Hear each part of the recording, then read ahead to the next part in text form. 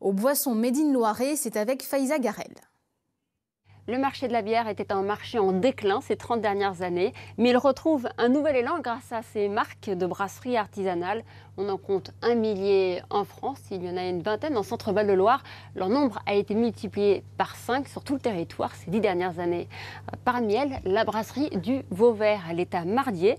C'est celle de Cyril Bourassin, un brasseur bio qui pousse l'exigence jusqu'à produire lui-même une partie de son houblon. Regardez.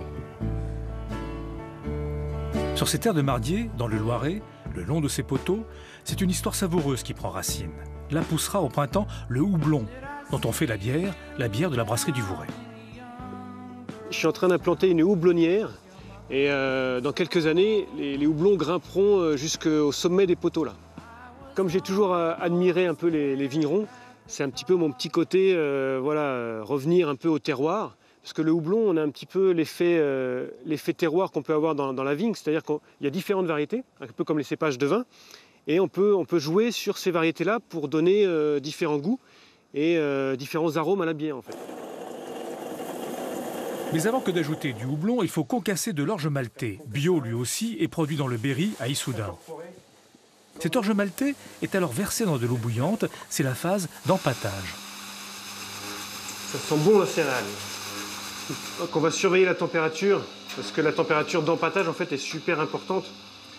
C'est ça qui va donner du corps ou non à la bière, suivant la température qu'on vise. La température fait vraiment partie de la recette. Si je mettais par exemple, si je mets 62 degrés, je vais avoir une bière plus sèche en bouche, avec un peu plus d'alcool. Et si je vais mettre plutôt dans les proches de 70 degrés, je vais avoir une bière qui va être plus sucrée, avec beaucoup plus de corps. Et au moment crucial, sortir la baguette magique, la fleur de houblon. Alors le houblon, c'est un peu l'épice de la bière, c'est ce qui va donner un petit peu d'arôme supplémentaire à la bière et ce qui peut donner aussi l'amertume.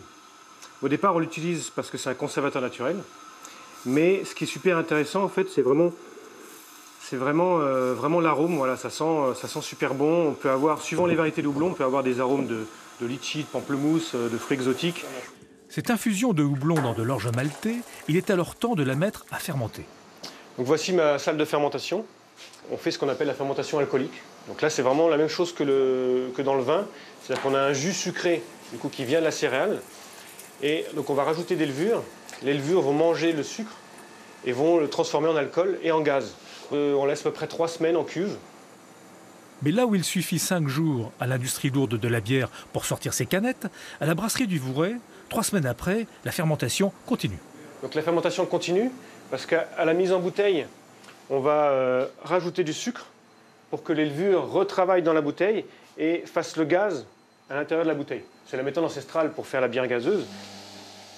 Méthode ancestrale, mais sur fond de rock'n'roll, car la musique est le fil conducteur de ces 7 sortes de bières, dans des bouteilles décorées par Samuel Roux, graphiste voisin. Le Purple Ale, par exemple, c'est inspiré par... C'est pour Jimi Hendrix. Jimi Hendrix, la One Love, ça va être plutôt Bob Marley, forcément. Et forcément, la Dark Side of the Moon, c'est les Pink Floyd, l'album mythique.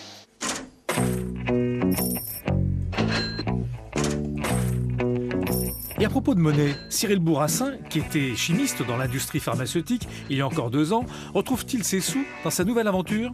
Je vise pas les salaires que je me faisais avant, mais c'est différent. Voilà, je vis d'une passion, donc ça c'était un peu ce qui me manquait, on va dire, avant.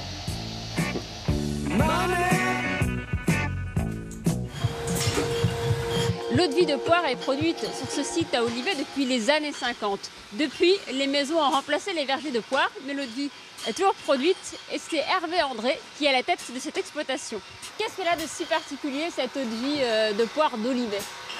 Alors, Olivet, la région, en fait, l'Orléanais, a le terroir pour la poire William. Et donc, on fait une eau de vie à Olivet.